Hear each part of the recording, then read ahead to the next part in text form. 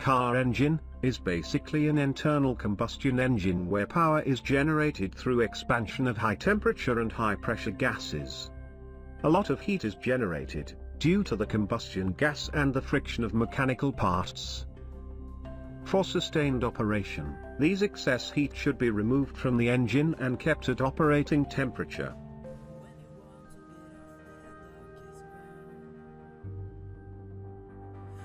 Now let's see the parts involved in cooling the engine.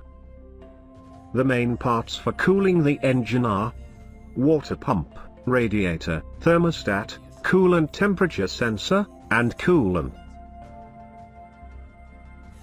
First, the water pump. Water pump is the heart of the cooling system, which pumps the coolant. It consists of an impeller, a pulley flange, and an O-ring. The impeller is driven by the engine drive belt through a pulley. Next, the radiator. The radiator is a heat exchanger used to transfer the excess heat developed by engine to the atmosphere. The radiator is having an inlet port, outlet port, a drain plug, and a radiator pressure cap. The radiator pressure cap plays a vital role in the cooling system, which will be explained later. Next, the thermostat. The thermostat is a valve which regulates the flow of the coolant, and helps to maintain the proper operating temperature for the engine.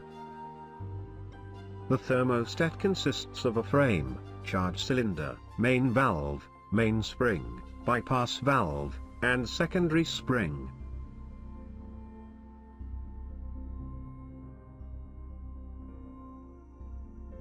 Next, the coolant temperature sensor.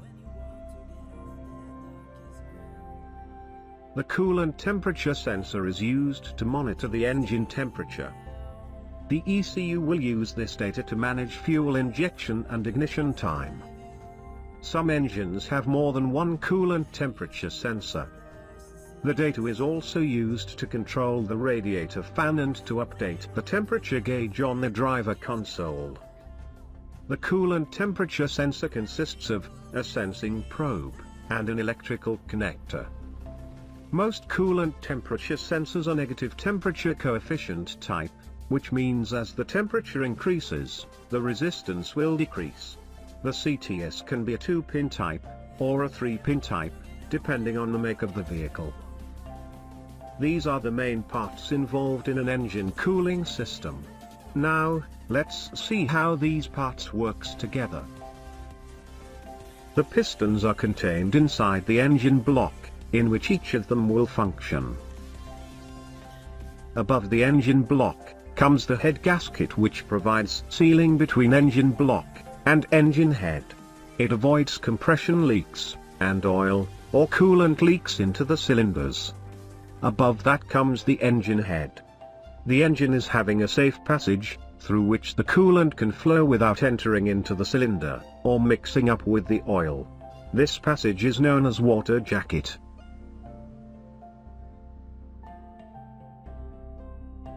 Let's put the parts one by one, and see how it works. The water pump pumps the coolant throughout the system with the help of the radial impeller. It is driven by the engine itself, using a serpentine belt. The serpentine belt also drives the power steering pump, alternator, AC compressor. But for now only water pump is shown. Now let's see the connections. The thermostat bypass hose. The thermostat housing. Inside the thermostat. The radiator, and the radiator fan. The lower radiator hose. The water pump outlet hose. The upper radiator hose. The coolant expansion tank. The expansion bleed hose. Coolant overflow hose. So, finally, let's get into the working, starting with the thermostat. The thermostat is actually a valve, which regulates the flow of the coolant. It will always be covered in the coolant, so that the temperature can be sensed. Let's start the operation from a cold engine. When the engine is cold, the bypass valve stays open. So, the coolant bypasses the radiator and recirculates through the engine. This helps the engine to heat up to operating temperature quickly. Eventually, the coolant temperature increases by absorbing the heat from the engine.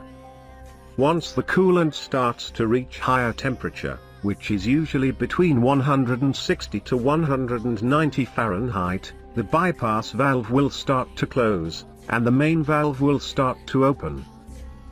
This allows the cold coolant from radiator flow to the engine side, and the hot coolant from engine side flow to the radiator. In most cars, the coolant temperature sensor is located near the thermostat housing. It will turn on the radiator fan if the coolant to the radiator side is at high temperature. Now, the hot coolant in the radiator will release its heat to the atmosphere with the help of the fan. At the same time, the cold coolant received from the radiator will start to absorb the heat from the engine for the next cycle. Heating liquid inside a closed system always builds up pressure.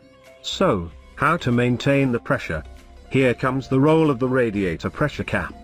It consists of a spring-loaded valve mechanism, which will respond to higher pressure. Reaching a pressure above 15 psi will push the pressure cap valve, and the coolant flows to the expansion tank, until the pressure goes down to operation level. And when the system cools down, the vacuum inside the system sucks back the coolant from expansion tank. In case if there is too much pressure build-up in the system, due to trapped air, or other failures, the coolant in the expansion tank will be pushed out through the overflow hose. The car heater system is a part of the engine cooling system.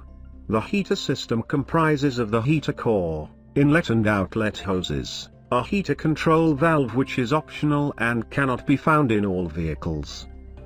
The heater core acts as a radiator, dissipating heat from the hot coolant to the vehicle.